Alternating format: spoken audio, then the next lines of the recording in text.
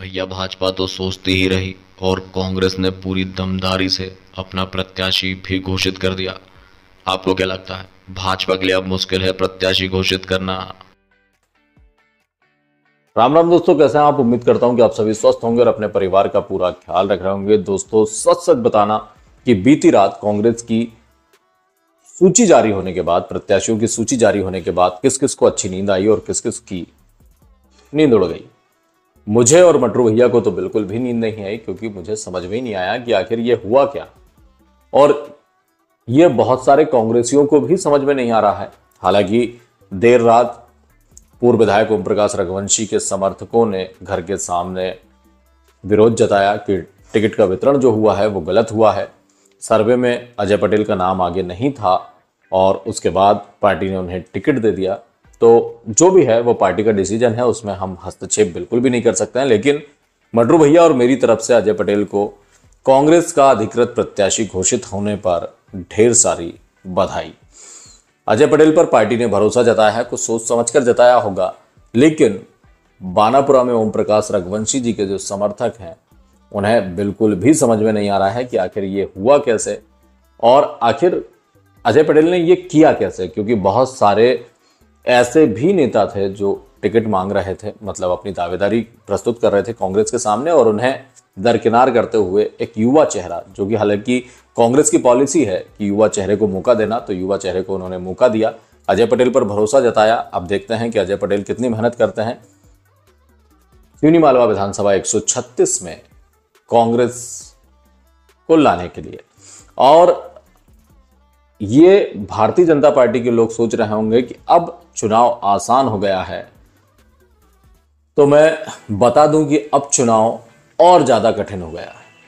क्योंकि अजय पटेल को कांग्रेस का अधिकृत प्रत्याशी घोषित करने के बाद आपको क्या लगता है, भाजपा में किसी एक व्यक्ति को, एक दावेदार को टिकट देने के बाद बाकी दावेदार चुप घर बैठ जाएंगे या फिर पार्टी के लिए काम करेंगे? संभव नहीं है, क्योंकि बहुत सारे दावेदारों का ये अंतिम चुनाव है। इसे बहुत ही गहन तरीके से सोचना होगा, क्योंकि जब भारतीय जनता पार्टी टिकट घोषित करेगी, अधिकृत प्रत्याशी घोषित करेगी, उसके बाद विरोध भी प्रबल होगा और उसके सुर बहुत ऊपर तक सुनाई देंगे। क्योंकि भारतीय जनता पार्टी का हर दावेदार अब यह समझ रहा है कि अजय पटेल सामने है तो हमें टिकट मिलेगी तो हम चुनाव जीत जाएंगे। हालांकि मैं अजय पटेल को किसी भी तरह से कम नहीं आंक रहा हूं, क्योंकि पार्टी ने उन्हें प्रत्याशी घोषित किया है और कहीं ना कहीं उनकी भी कुछ रणनीति होगी, तभी उन्होंने पार्टी से अपने लिए टिकट मांगा और पार्टी ने उन पर भरोसा जताया। लेकिन भारतीय जनता पार्टी ने जो इंतजार कर रही थी कि पहले कांग्रेस प्रत्याशी घोषित करे उसके बाद हम करेंगे, वो अब कहीं ना कहीं भारतीय जनता पार्टी पर ही भारी पड़ने वाला है। क्यों मटरू भैया? क्योंकि जिसे भी घोषित करेंगे बाकी दावेदार नाराज हो जाएंगे और इस डैमेज को कंट्रोल करने में भारतीय जनता पार्टी को भी पसीना छूट जाएगा।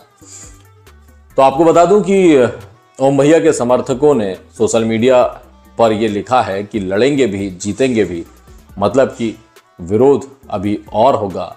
कार्यकर्ता बिल्कुल नाराज है कांग्रेस पार्टी से, क्योंकि उनके नेता को प्रत्याशी घोषित नहीं किया है। जो लगातार, हालांकि मैं ये नहीं कहूंगा कि ओम भैया लगातार 5 सालों से मेहनत कर रहे हैं। कांग्रेस में भी ए और बी पार्ट मान सकते हैं, 2 गुट हैं। उसमें एक गुट में अजय पटेल शामिल थे और वो भी लगातार पिछले 5 सालों से मेहनत कर रहे थे। पूर्व विधायक ओम प्रकाश रघुवंशी जी भी मेहनत कर रहे थे और अन्य नेता जो दावेदारों की सूची में थे वो भी मेहनत कर रहे थे। लेकिन पार्टी ने किस पर कैसे भरोसा जताया ये पार्टी जानती है और ये हम में से किसी को भी नहीं पता है। तो इस मुद्दे को लेकर बात करना व्यर्थ है, क्योंकि जिस मुद्दे पर सच्चाई हो उस पर अपन भरोसा करें।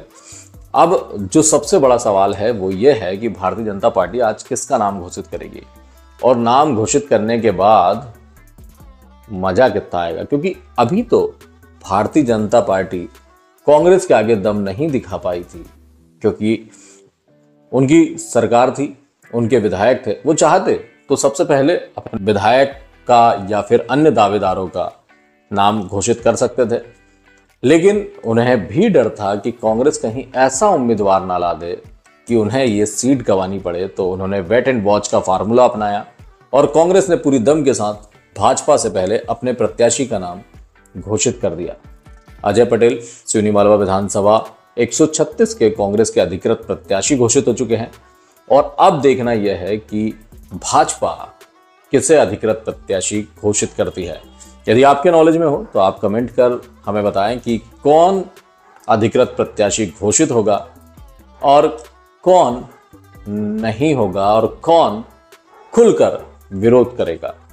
तो बने रहिए हमारे साथ और देखते रहिए मटरू भैया और मेरे साथ दी ओनली पॉजिटिव, क्योंकि माहौल गर्म है और अभी काफी मजा आने वाला है, क्योंकि इस बार राजनीति कुछ अलग होगी, चुनाव कुछ अलग होंगे, प्रत्याशियों की रणनीति कुछ अलग होगी और वोटर जो जनता है वो समझ नहीं पाएगी आसानी से कि आखिर करना क्या है, क्योंकि इस बार चुनाव 1, 2, 3 नहीं और भी बहुत लोगों के बीच हो सकता है।